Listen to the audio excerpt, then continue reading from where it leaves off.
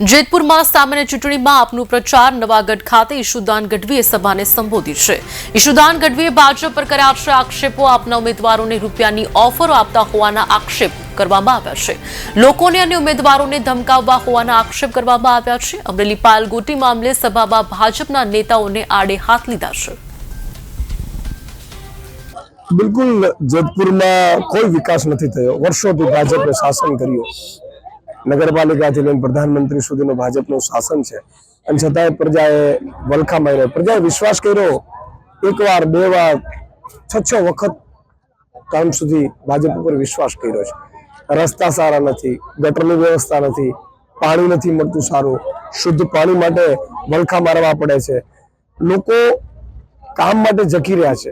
શું કામ લોકો લોકપ્રતિનિધિ ચૂંટતા હોય કે લોકો પોતાનું કામ કરી શકે અને લોકપ્રતિનિધિત્વ જે બધા જેમ નોકર કરે એવી રીતે કામ કરી શકે એટલા માટે લોકપ્રતિનિધિ ચૂંટતા હોય છે। પણ ભાજપ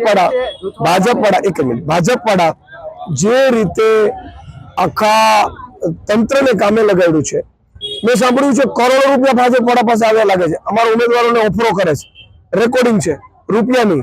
તમારે એવું કેવું છે કે ભાઈ ઉમેદવારોને રૂપિયા આપો એના કરતા જનતાના કામો કરો, જનતાના વિકાસના કામો કરો। અને તમારી પાસે રૂપિયા હોય, તમને આવડત હોય તો ઈશુદાનભાઈ મફતમાં સેવા આપવા તૈયાર છે।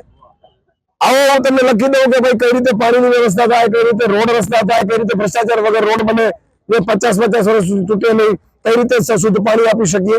એટલે મારી જનતાને વિનંતી છે, તમને ડરાવે છે, મેં સાંભળ્યું જનતાને ધમકાવે છે, જ્ઞાતિના આગેવાનો કહેવા આવે છે। ભાઈ આ તો કોણ કરે? ડોન કરે। દાઉદ ઇબ્રાહિમ જેવા ડોન હોય, ગુંડા હોય, એ કરે તો એને આપણે આગળ વધારવા છે। તો મહેરબાની કરીને ભાજપને મત ન આપતા આમ આદમી પાર્ટી અહીંયા ઉમેદવાર ઉભા રાખ્યા છે ઝાડુના, તમારા માટે ખૂબ કામ કરશે।